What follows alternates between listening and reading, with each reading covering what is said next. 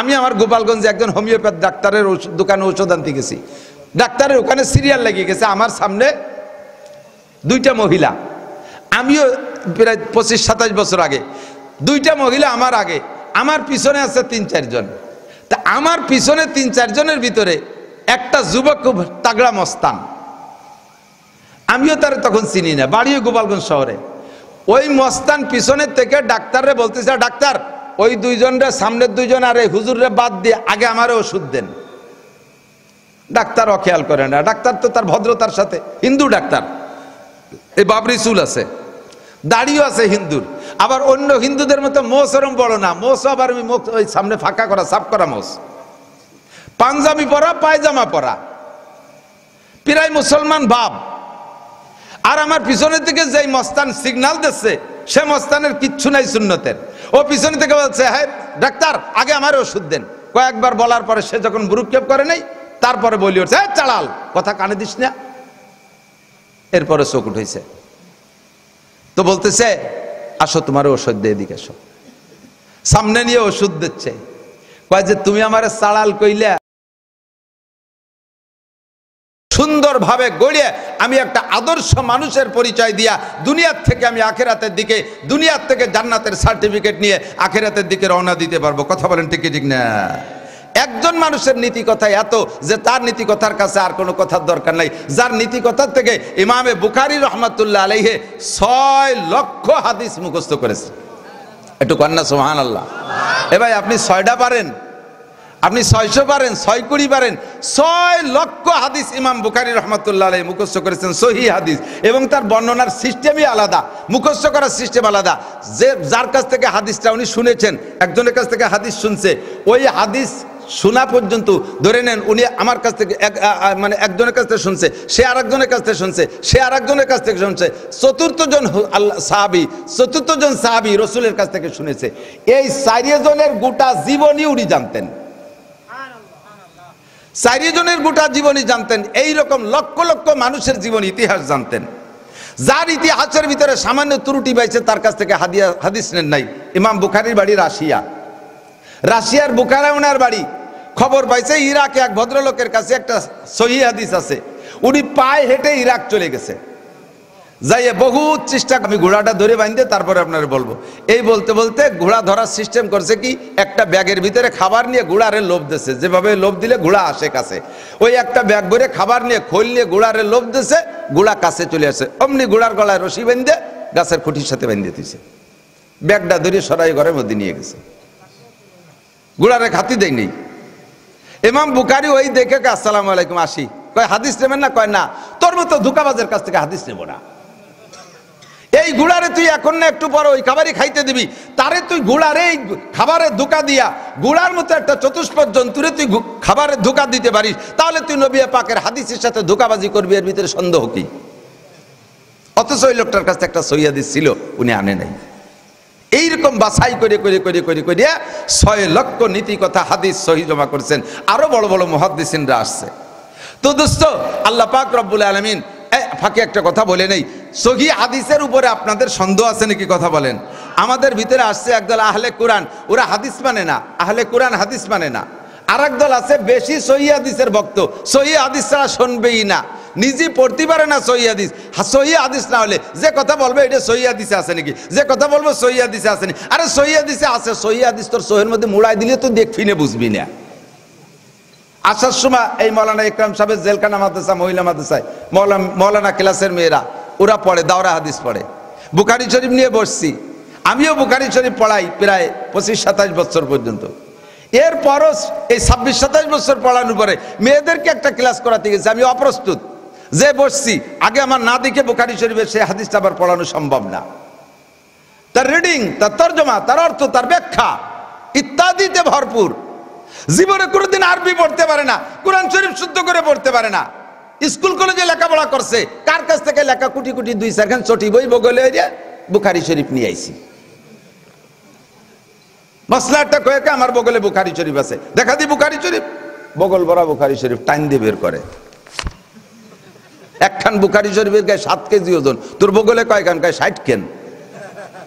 5-6 পাতায় দিয়ে বুখারী শরীফ বানাইয়া বগল ভরি বেলাইছে বুখারী শরীফ দিয়ে। ও বুখারি বগলের তে টান দেয় না, বগলের লোমটা নিচে তা আল্লাহ জানে। এই জাতীয় বুখারি পড়নেওয়ালার কাছে বুখারি পড়া যাবে? আল্লাহ পাক রব্বুল আলামিন নবী পাকের আখলাক সম্পর্কে আলোচনা করতে গিয়ে সূরা কলমের ভিতরে সংক্ষিপ্ত 2-1 আয়াতের ভিতরে বলছেন, সূরা কলমে শুরু করছে আল্লাহ তাআলা নুন শব্দ দিয়ে, নুন অক্ষর দিয়ে, একটা অক্ষর নুন, একেবারে শুধু নুন, একটা অক্ষর নুন। নুনের তর্জমাকে আল্লাহই ভালো জানে, আল্লাহু আলামু বিমুরাদিহি বিযালিকা, এর তর্জমা আল্লাহ জানে। ওয়াল কলাম, আল্লাহ তাআলা কলমের কসম খেয়ে বলে। এ ভাই, আল্লাহ তাআলা যদি কোনো কসম না খায় কিছু আসে যায়? আমরা কসম খাই কি জন্য? কোনো কথা বিশ্বাস করানোর জন্য কসম খাই। তা আমাদের কথা বিশ্বাস না করলে আমাদের লাভ লস আছে। আল্লাহর কথা দুনিয়ার কেউ যদি খায়, তার কথা যাতে বান্দা শোনে, এই জন্য আল্লাহ তাআলা কসম খাইলেন। আর আল্লাহ, আমরা কসম খাবো কার নামে? আমরা কসম খাবো একমাত্র আল্লাহর নামে। কার নামে?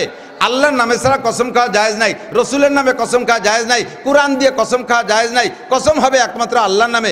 আল্লাহে বিল্লাহে তাল্লাহে, আল্লাহর কসম। আর আল্লাহ কসম খাবে কার নামে? আল্লাহর চাইতে বড় কেউ নাই।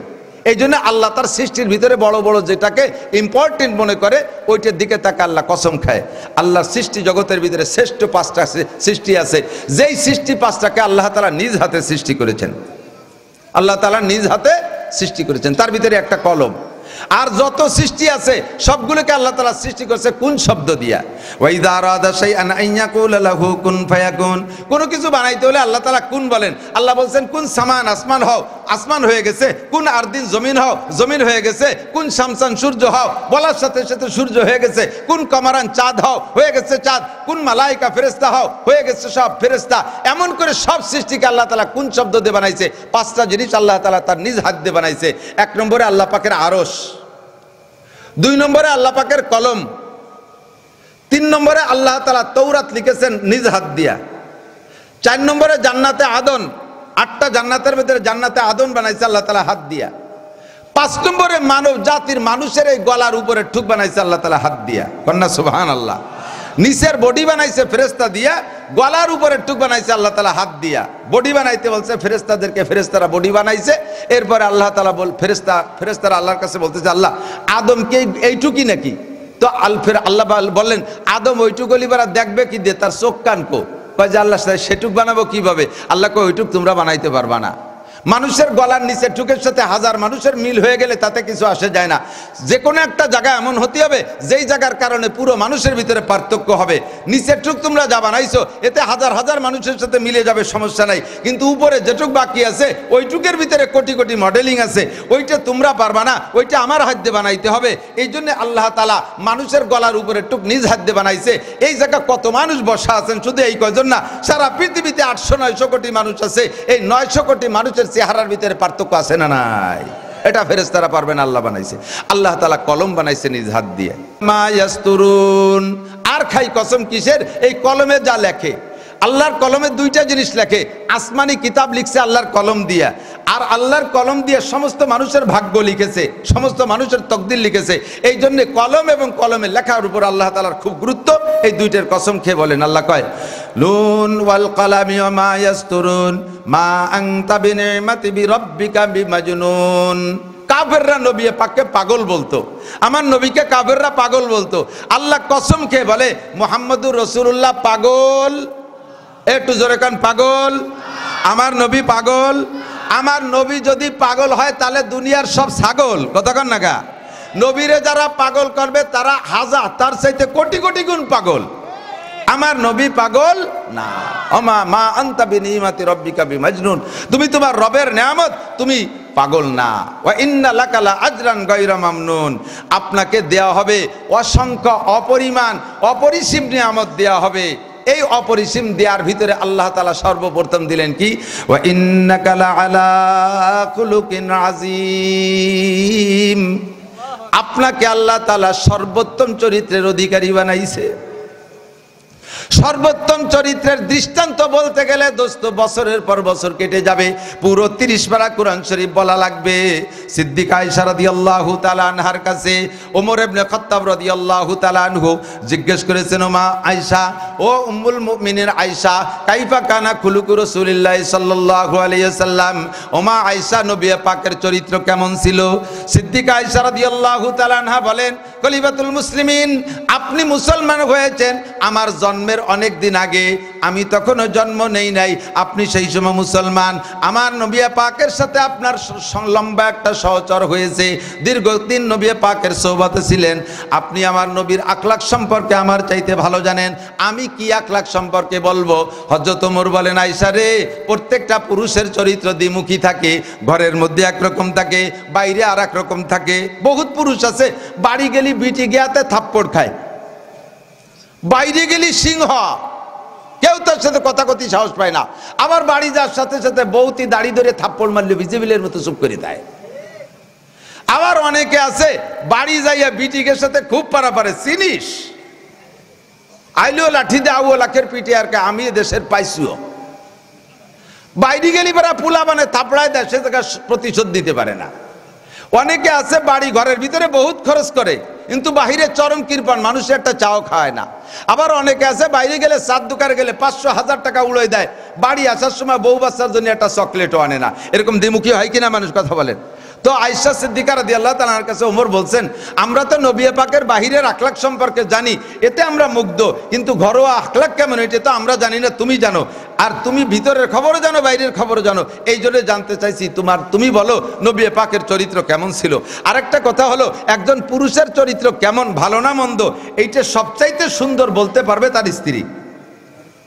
হাদিসে আসছে, যদি কোনো পুরুষকে তার স্ত্রী তার চরিত্রের সার্টিফাই করে যে আমার স্বামী ভালো ছিল, আমার স্বামী ভদ্র ছিল, আমার স্বামী দিনদার ছিল, আমার স্বামী ভালো ছিল, তাহলে ওইটাই হলো অরিজিনাল ভালো। তোমাদের মধ্যে সবচেয়ে ভালো ওই লোকটা যে লোকটা তার পরিবারের কাছে ভালো। হযরত আব্দুল্লাহ ইবনে মুবারক রাহমাতুল্লাহ আলাইহির ইন্তেকালের পরে, ইন্তেকালের 1 সপ্তাহ পরে উনার একজন মুরিদ মারা গেছে। এই মুরিদটা ছিল কর্মকার, এই মুরিদ ছিল কর্মকার। তো ওই মুরিদও মারা যাওয়ার পরে আব্দুল্লাহ ইবনে মুবারক রাহমাতুল্লাহ আলাইহির এক খলিফা স্বপ্নে দেখতেছে যে আব্দুল্লাহ ইবনে মুবারকও জান্নাতি, আর ওই যে কর্মকার ওই মুরিদও জান্নাতি। তবে জান্নাতের ভিতরে পার্থক্য দেখতেছেন, আব্দুল্লাহ ইবনে মুবারক রাহমাতুল্লাহ আলাইহির চাইতে ওই কর্মকারের মর্যাদা জান্নাতের মধ্যে একটু বেশি দেখতেছেন। আরে ভাই, পীর সাহেবের চাইতে মুরিদের মর্যাদা জান্নাতের মধ্যে একদিক দিয়ে বেশি দেখতেছে, এটা আশ্চর্যের বিষয় না? ওই খলিফার ঘুম ভেঙে গেছে, সজাগ হয়ে গেছে। সকালবেলা এবার কর্মকারের সন্ধানে বেরোইছে। কর্মকারের সন্ধানে বেরোইয়া যাইতে যাইতে যাইতে যেতে পাইছে কর্মকারে, যে দেখে কর্মকারের বাড়ি আব্দুল্লাহ ইবনে মুবারকের বাড়ি রাস্তার ওই পাশে, আর কর্মকারের বাড়ি রাস্তার ওই পাশে। কর্মকারের বাড়ি তো গরিব মানুষ, কোনো মতে পাতা পুঁতে দিয়ে বেড়া দেওয়া, পর্দা আছে, খুব পর্দা। সামনেই কর্মকারী একটা ঘর রয়েছে, এখন আর কর্মকারী কাজ নাই, ওনার ছেলে পেলে সে কাজ শেখে নাই। তো বাড়ির কাছে যে সালাম দিয়ে পরিচয় নেছে যে এইটা কি কর্মকার সাহেবের বাড়ি? বলে হ্যাঁ। তো ওনার স্ত্রী ভিতরের থেকে জব দিয়েছে, জিজ্ঞেস করছে যে কর্মকার সাহেব কেমন ছিল, এই কর্মকার সাহেব কেমন ছিল, কি করতেন? স্ত্রীর কাছ থেকে যদি তার সার্টিফিকেট পাওয়া যায় তাহলে এটা হলো অরিজিনাল সার্টিফিকেট। স্ত্রী জবাব দিচ্ছে, আমার স্বামী একজন মূর্খ অশিক্ষিত কর্মকার ছিলেন, লোহার কাজ করতেন, হাতুড়ি পিঠায় লোহার কাজ করতেন।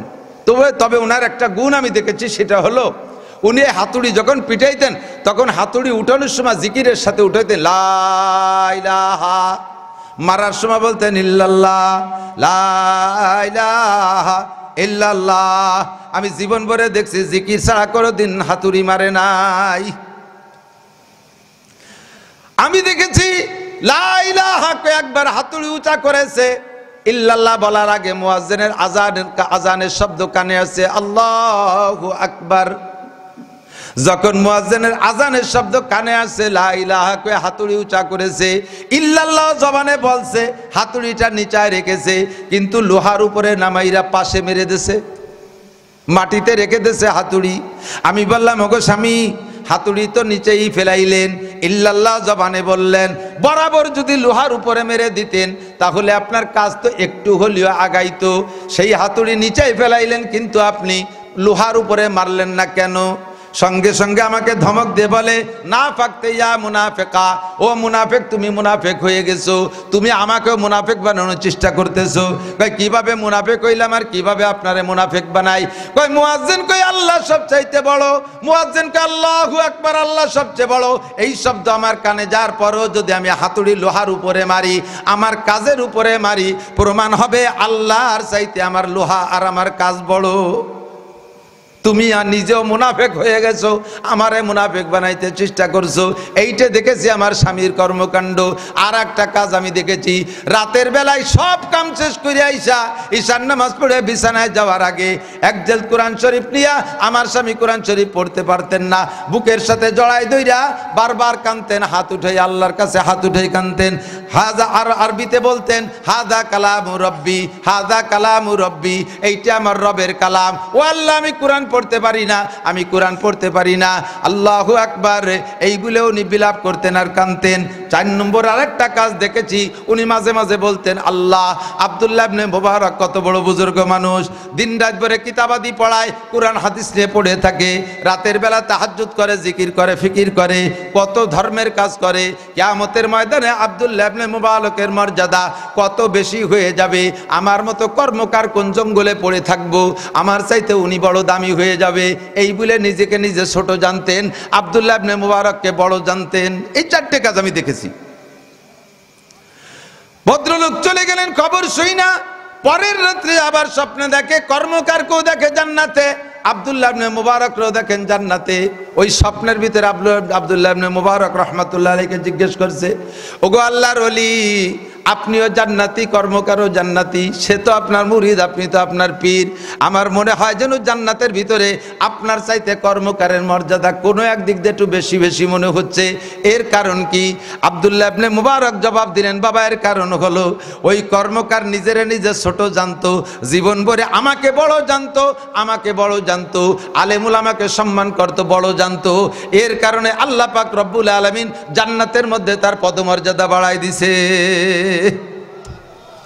হে আমার প্রাণ প্রিয় যুবকরা, ভালো করে মনে রাখবি, বিশেষ করে সামনে আসতেছে নির্বাচন। আমলীগ করো, যুবলীগ করো, ছাত্রলীগ করো, যুবদল করো, ছাত্রদল করো, রাজনৈতিক যে কোনো দল তোমার ভালো লাগে তুমি করতে পারো। কারণে বড় বড় নেতাদের পালায় পইড়া তুমি কখনো ওলামায়ে কেরামের সাথে বেয়াদবি করবা না, শক্ত কথা বলবা না। তোমার রাজনীতি তুমি করবা, তোমার নেতা তোমারে কিয়ামতে বাঁচাইতে পারবে না। কথা বলেন ঠিক ঠিক না? যদি বেয়াদবি করো আল্লাহর গজবে পইড়া যাইবা। মাদ্রাসার ছোট ছোট পোলা পান দেখতে তারে ছোট মনে হচ্ছে, ওর সাথে কিন্তু শেষ রাত্রি মালিকের সাথে একটা লাইন আছে, তুমি রাতের অন্ধকারে শেষ রাত্রে ঘুমাইয়া থাকো, বেলা 8টা-9টার আগে ঘুম থেকে ওঠো না। প্রত্যেকটা মাদ্রাসার ছাত্ররা রাত 3টের পরে আর বিছানায় থাকে না, 3টে-3:30 হলে উঠে যায়, ওযু কালাম কইরে 2 রাকাত পড়ে যদি তোমার নামে মালিকের কাছে টেলিফোন করে, তুমি বেশি দিন লাস্টিং করতে পারবা না, বেশি দিন টিকতে পারবা না। তোমার নেতা তোমার ডাক্তার কবিরাজ দেখায় বাঁচাইতে পারবে না। নেতার নিজের পাছানি অমাবস্যা শুরু হয়ে যাইবে, তোমারে বাঁচাবে কিভাবে? কাজেই নেতার ধোঁকায় পইড়া, নেতার প্রভাবে পইড়া, দলের প্রভাবে পড়ে উলামায়ে কেরামের সাথে বেয়াদবি করবা না। আলেম উলামা তালবে আলিমকে সম্মান করবা। ওই আলেম নিজের জান্নাতে যে মর্যাদায় থাকবে, তাকে ভালোবাসা শ্রদ্ধা করার কারণে তুমি তার চাইতে বেশি সম্মান জান্নাতে পাইবা। স্ত্রী স্বামীর আসল সার্টিফাই করতে পারে, এর কারণে বিয়ে পাক হযরত ওমর রাদিয়াল্লাহু তাআলা আনহু আয়েশার কাছে জিজ্ঞেস করছে, কাইফা কানা খুলুক রাসূলুল্লাহ সাল্লাল্লাহু আলাইহি সাল্লাম, ও মা বলো নবী পাকের চরিত্র কেমন ছিল? হযরত আয়েশা বলেন, ইয়া আমিরাল মুমিনিন আলা তাকরাউল কোরআন, খলিফাতুল মুসলিমিন, আপনি এত বড় রাজা। এই হযরত ওমরের রাজত্ব কত বড়, তার রাষ্ট্রের আয়তন ছিল 2,40,00,000 বর্গ মাইল। কন্যা সুবহানাল্লাহ। এত বড় দেশের প্রেসিডেন্ট, এবং জান্নাতের ভিতরে হযরত ওমরের ঘর নবী নিজে সচক্ষে দেখে আসছেন জান্নাতের ভিতরে। সেই ওমর রাদিয়াল্লাহু তাআলা আনহু এত বড় আলেম, সে কোন নবীর আখলাক জানে না। তাকে জিজ্ঞেস করছে, আপনি কোরআন পড়েন? কোরআন তো পড়ি, কোরআন দিয়ে কি বুঝবো? কয় যে কানা খুলুকুহুল কোরআন, 30 পারা কোরআন শরীফ যা বিশ্বনবী মুহাম্মদুর রাসূলুল্লাহর চরিত্র। কন্যা সুবহানাল্লাহ। এজন্য আল্লাহ পাক বলেন, লাকাদ কানা লাকুম ফি রাসূলিল্লাহি উসওয়াতুন হাসানা, নবীর মধ্যে রয়েছে তোমাদের উত্তম আদর্শ। এ আমার যুবক ভাই এদিক তাকাও, নবী পাকের আদর্শ বলে শেষ করা যাবে না। নবী পাকের কাছে ইহুদি মেহমান আসছে, নবী পাকের কাছে ইহুদি মেহমান আছে মদিনায় যাওয়ার পরে, চরম বিয়াদব মেহমান একটা। এই ইহুদি তো ইহুদি, ও আসছে বাড়ির থেকে পাক্কা পরিকল্পনা করে, বুখারী শরীফের হাদিস, পাক্কা পরিকল্পনা করে যে রাতের বেলা মুহাম্মাদের বাড়ি মেহমান হব, আর মুহাম্মাদের স্বভাব মেহমানদারি করা। আর ও বড় কায়দা মতো গাড়ল, জম্মের খা খাতিবারে, কয় যে আজকে রাত্রে মেহমানদারিতে মুহাম্মাদের বাড়ি মেহমান হব, যত খাবার আছে সব খাইয়ে সাফ করে দেবো, মুহাম্মাদের না খায় রাখবো। আর খাবার যখন ওভারলোড হয়ে যাবে, বেশি খাওয়া হয়ে যাবে, তখন তো পেট খারাপ হবে, যে ঘরে সুতি দেবে ঘর নষ্ট করে থুই আসবো। তরবারি একটা নিয়ে গেছে গোপনে সাইরা, যদি সুযোগ পাই তাহলে মুহাম্মাদের জবইও দিয়ে আসবো, কন্যা নাউজুবিল্লাহ। এই প্ল্যান প্রোগ্রাম নিয়ে যাইয়া মেহমান সাজছে রাতের বেলা। নবী পাক তারে সত্যি খাওয়াইছে, ঘরে যা ছিল সব খেয়ে ফেলাইছে, ঘরের সবাই না খাওয়ার মতো, পেট ভরে কায়দা মতো লোড দিয়ে খাইয়া এরপরে হুজুর শুয়াই দিয়েছে রুমের ভিতরে।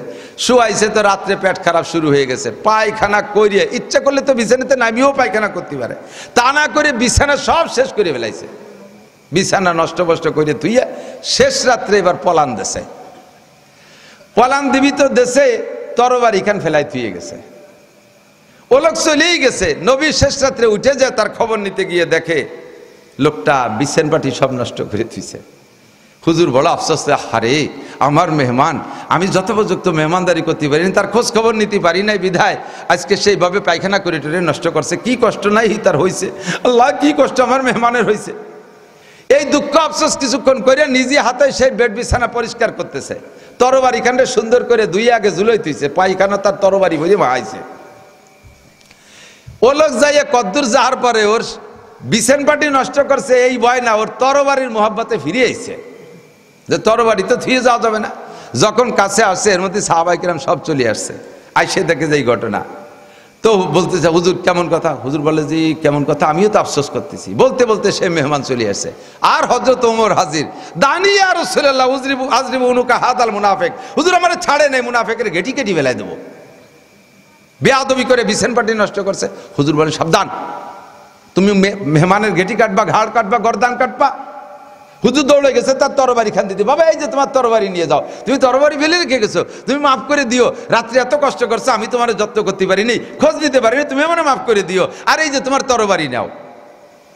হুজুর এভাবে বিনয় প্রকাশ করতেছে, আর হযরত ওমর কার ঘাড় কেটে ফেলাবো। তো হুজুর বলতেছেন, ওমর তোমরা তো দায়িত্ব ছিল যে আমি খবর না নিতে পারলে আমার মেহমান, তোমরা একটা রাত্রে খবর নিবা, তা না নিয়ে তার গর্দান কাটতেছে, লোকটার কত কষ্ট হয়েছে।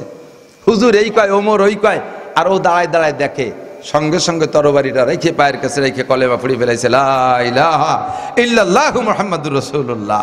ও দোস্ত, আমার নবীর আখলাক শুধু ও পর্যন্তই শেষ না। আমি সেদিনকে পড়তেছিলাম হুসাইন আহমদ মাদানী রহমাতুল্লাহ আলাইহি, আমাদের বাংলাদেশের বহুত বড় বড় উলামায়ে কিরামের উস্তাদ, আহমদ শফি সাহেব হুজুরের উস্তাদ, শামসুল হক ফরিদপুরি রহমাতুল্লাহ আলাইহির উস্তাদ, আবুল হাসান যশোরী হুজুর রহমাতুল্লাহ আলাইহির উস্তাদ, হাফিজ হুজুর রহমাতুল্লাহ আলাইহির উস্তাদ। তৎকালীন ভারতবর্ষ থেকে ইংরেজদেরকে তাড়াও এই আন্দোলনের অগ্রনায়ক হুসাইন আহমদ মাদানী রহমাতুল্লাহ আলাইহি, ভারতের মানুষ।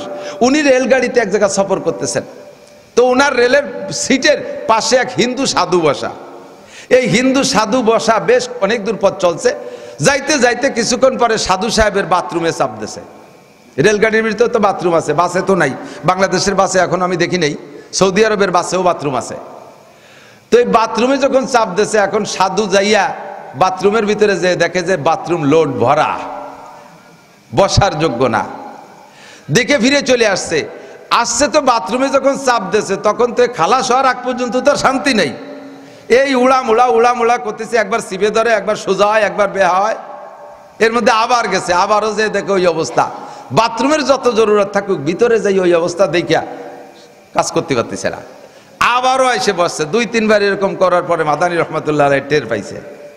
উনি টের পাইয়া যাইয়া হুসাইন আহমদ মাদানী বাথরুমের ভিতরে গিয়ে ওই হালাত দেখিয়া উনি একটা পলিথিন, একটা প্লাস্টিক জোগাড় করে হাতে পেঁচাইয়া বাথরুমের নর্দমার ভিতরে কাগজপাতি যে জমা হয়ে গেছে, এই জন্য আটকে গেছে, ওইটাকে হাত ঢুকোই দিয়া ভিতরে ওইটা গুঁতো মেরে পরিষ্কার করে দিয়ে, এরপরে পানি দিয়ে পরিষ্কার করে সুন্দর করে ধুয়ে সাফ করে দিয়ে আইসা সাধুকে বলতেছে, দাদা আপনি মোড়ামুড়ি করতেছেন কে? কয় যে আমার খুব কষ্ট হচ্ছে, বাথরুমে চাপ দিচ্ছে খুব। কয়তে বারবার গেলেন, কয় যে বাথরুমের ভিতরে বসার পরিবেশ নাই। কয় যান, পরিবেশ আছে। কয় না পরিবেশ আমি মাত্র আসছি, আমি তার পরে আসছি।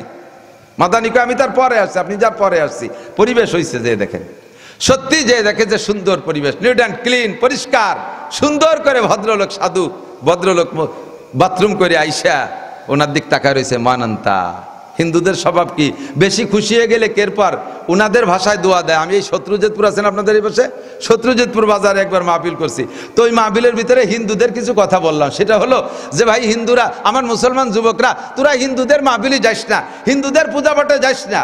এক তো ইসলামে নিষেধ আছে, 2 নম্বরে তোরা গেলে ওরাও অশান্তি মনে করে, তোরা মনে করি যে আমাদেরকে কাঠ দিয়ে দাওয়াত দিছে। এটা জাস্ট তোরা মুসলমান সংখ্যাগরিষ্ঠ, ওরা সংখ্যালঘু, তোদেরকে ভয়তে ভয়তে নেতাগুতাকে দাওয়াত দেয়, মূলত তোরা না গেলে ওরা খুশি হয়, আসলেই কিন্তু খুশি হয়। তোমরা গেলে তারা ভয় পায় যে তাদের পূজা পাঠের ভিতরে তাদের মেয়ে ছেলেদের উপরে তোমরা কোনো অন্যায় করে না বসো, এই জন্যই তারা বড় দুশ্চিন্তায় থাকে, তোরা যাস না।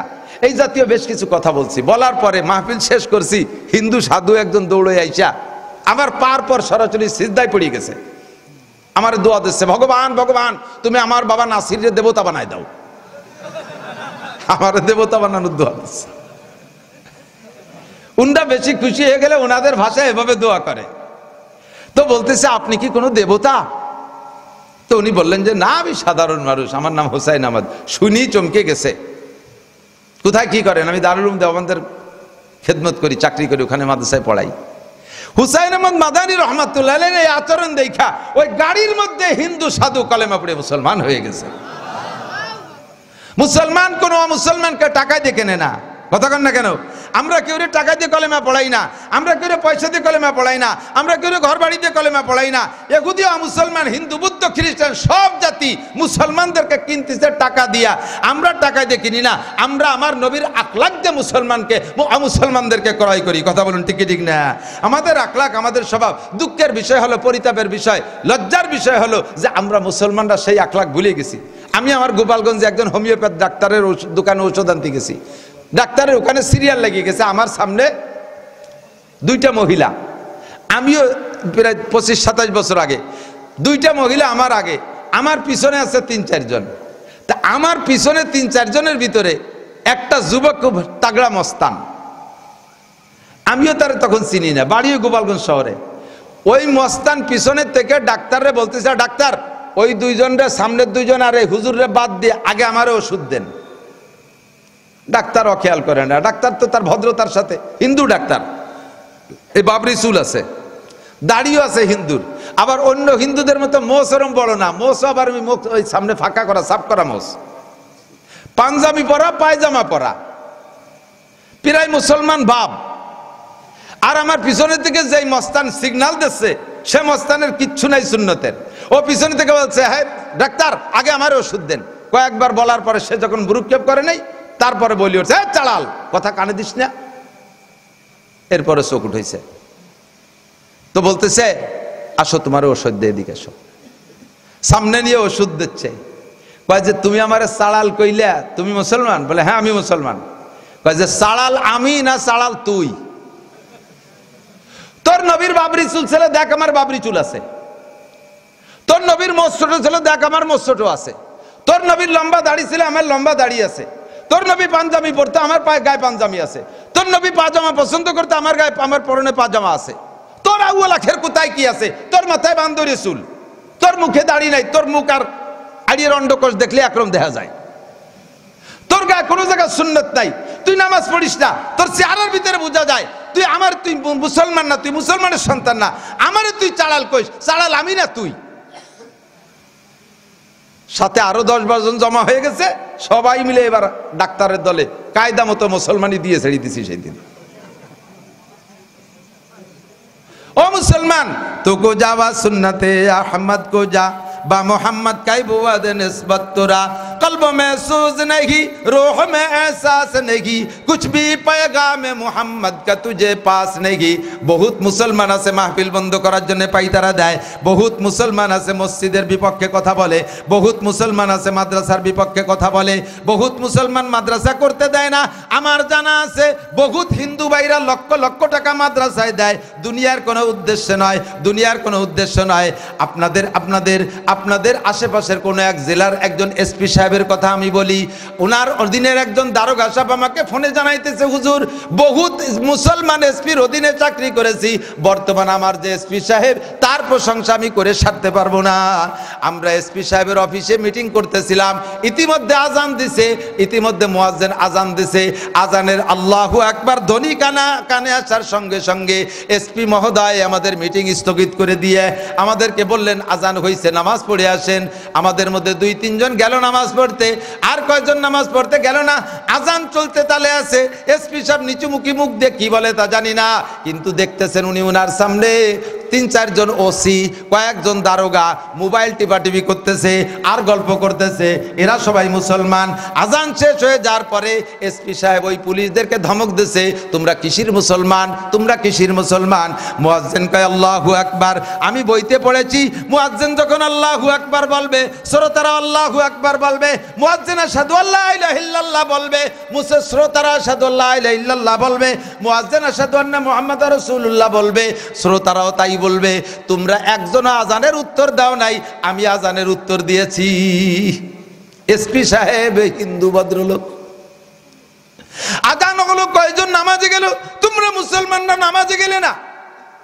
तुको जावा सुन्नते अहमद को जा बा मोहम्मद का बोवद निस्बत तुरा कल्ब में सोज नहीं रूह में एहसास नहीं कुछ भी पैगाम मोहम्मद का तुझे पास नहीं कुछ भी पैगाम मोहम्मद का तुझे पास नहीं अंतरे জ্বালা নাই সিনার মধ্যে ব্যথা নাই বাহ্যিক কোনো আমল নাই তোমার মাথা দেখলে বোঝা যায় না মুসলমানের মাথা না অমুসলিম খ্রিস্টানদের মাথা তোমার গায়ের পোশাক দেখলে বোঝা যায় না তুমি মুসলমানের বাচ্চা না খ্রিস্টানের বাচ্চা আরে আজান হইলে মুসলমানগুলো মসজিদে যায় আর হিন্দুগুলো মুসলমানগুলো মসজিদের থেকে অন্য দিক চলে যায় তুমিও আজান হইলে অন্য দিক চলে যাও সিনার কায়দা নাই তোমার বউডার চেহারা দেখলে বোঝা যায় না মুসলমানের সন্তান নাই হিন্দুর সন্তান তোমার বউর মাথায় কাপড় নাই হিন্দুর মেয়ের মাথায় কাপড় নাই তোমার বউর কপালে টিপ হিন্দুর মায়ের কপালে টিপ তোমার মায়ের ঠোঁটে আলতা হিন্দুর মেয়ের ঠোঁটে আলতা তোমার হিন্দুর ছেলে মেয়ে দুর্গা পূজায় যায় তুমিও দুর্গা তোমার ছেলে মেয়ে দুর্গা পূজায় যায় হিন্দুর ছেলে মেয়ে সরস্বতী লক্ষ্মী পূজায় যায় তোমার ছেলে মেয়ে সরস্বতী লক্ষ্মী পূজায় যায় হিন্দুদের অনুষ্ঠানে ড্যাক্স বাজায় বক্স বাজায় ঢোল বাজায় মুসলমানদের অনুষ্ঠানে ড্যাক্স বাজাও ঢোল বাজাও তবলা বাজাও তো কো যাওয়া সুন্নতে আহমদ কো যা তোমার মধ্যে আর রাসূলের উম্মতে তোমার মধ্যে আর মুসলমানদের মধ্যে পার্থক্য কোথায় অথচ সারা দুনিয়ার সমস্ত জ্ঞানী গুণী বিজ্ঞানী সমস্ত সভ্য মানুষ বলতে বাধ্য মুহাম্মাদুর রাসূলুল্লাহর আদর্শের চাইতে ভালো আদর্শ হইতে পারে না ঠিক কি না লাকাদ কানা লাকুম ফি রাসূলিল্লাহি উসওয়াতুন হাসানা আমি এই আম বয়ানের ভিতরে খাস ভাবে কতগুলো যুবক চাই আমার যুবক সোনালক্ষ্মী তোমরা রেডি হয়ে যাও আমার যুবক ভাইরা তোমরা রেডি হয়ে যাও তোমরা একটা আদর্শশীল ফুলফুজুল যুব সংগঠন করো নবিয়া পাকের জামাত নবিয়া পাকের বয়স যখন 17 বছর হয়েছিল একটা যুব সংগঠন সমাজ কল্যাণ সমাজ সেবা যুব সংগঠন তোমাদের এই যুবকদের সংগঠনের মাধ্যমে সিদ্ধান্ত হবে আমরা এই সমাজে ওয়ান ইসলামিক কার্যকলাপ কিছু হতে দেব না মুসলমানি অনুষ্ঠানে গান বাজনা হইতে দেব না বিয়ের অনুষ্ঠানে বক্স ট্যাক্স বাজাইতে দেব না এলাকায় যৌতুক একেবারে চরমতরে যৌতুক পদ্ধতিকে তাড়িয়ে দেব অনেক বাড়ি আছে অল্প বয়সী 2-3টে বাচ্চা হওয়ার পরে মহিলারা বিধবা হয়ে যায় আছে না এরকম বিধবা কেউ বাপের বাড়ি চলে যায় কেউ স্বামীর বাড়ি থেকে যায় কষ্ট করে বাচ্চা দুটো নিয়ে বাপের বাড়ি যারা যায় সেটা বাপের বাড়ি আলারা বাপ ভাইতে তারা হেফাজত করে কিন্তু স্বামীর বাড়ি যারা থেকে যায় বুড়ো বুড়ো শ্বশুর শাশুড়ি তারা অতটা খবর রাখতে পারে না এই বিধবা মহিলাদের খোঁজ খবর নেওয়ার জন্য জনসেবক জনদরদি 2-3 জন যুবক খুব মেহনত করে একসাথে যায় না পাল্টায় যায় রাত 12টার সময় সেই বাড়িতে বেরোইছে এই তুই বাড়িতে বেরোলি কে কয় ভাবির কেউ নাই তাই একটু খবর নিতে গেছিলাম কি হয়েছে ভাবির মাথা ধরছে এই জন্য মাথা মেসেজ করে দিতে গেছিলাম ভাবির মাথা ব্যথাচ্ছে মেসেজ করে দিতে গেছে দাতাল তোর ওই বাড়ি যার অনুমতি দিছে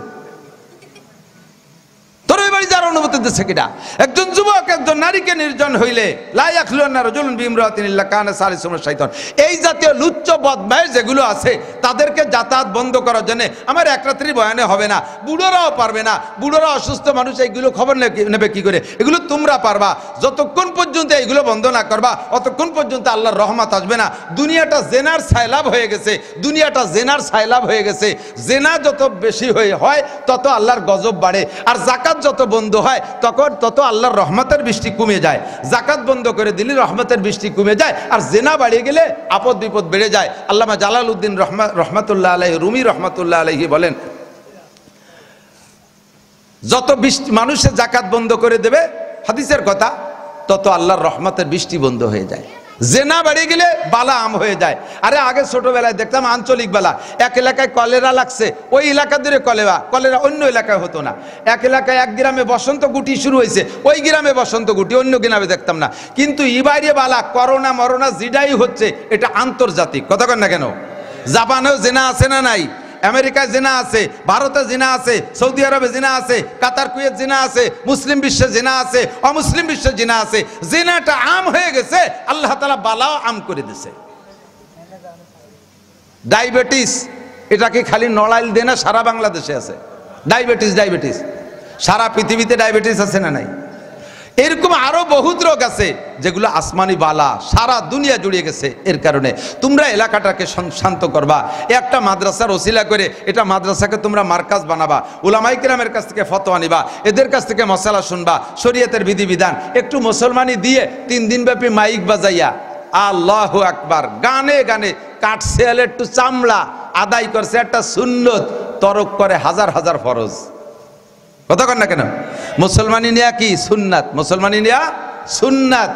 তাও সুন্নতি টাইম আছে, সে সময় নেই। সুন্নতি টাইম হলো 7 বছর বয়সের মধ্যে বাচ্চা কাচ্চারে খাতনা করানো। সাথে খাতনা করা না করাইয়া বিয়ের বছর হানিক আগে মুসলমানি দেশে 22, 23, 26, 27 বছর বয়স, বিয়ের কথা আসতেছে চতুর্দিক দিয়ে, ছেলেরে মুসল 3 দিন মাইক বাজাইয়া গানে গানে, এখন তো মাইক নেই, এখন হচ্ছে বক্স, ঢোলের বাড়িতে মসজিদের মুসল্লিরা পেশাব করে দিয়েছে। নারী পুরুষের অবাধ বিচরণ, পর্দা পুরুষিদার বালাই নাই। এইগুলো করে টরিয়া তারপরে ব্যারাকের থেকে 1.5 লাখ টাকা নিয়ে গরু একটা মারিয়ে দিয়ে খাওয়াও, কালেকশন হবে, পয়াম একটা বানাই দিয়ে শুরু হয়ে গেছে। 1.5 লাখ টাকা খরচ, কোনো বাড়ি 2-3 লাখ টাকা হয়, কোনো বাড়ি উল্টো দিক যায়। কালেকশন হয়েছে ওটা 50,000। আর কেউ মুসলমানি দেব না, যা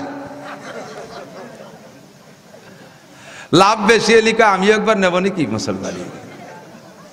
এইগুলো শয়তানি।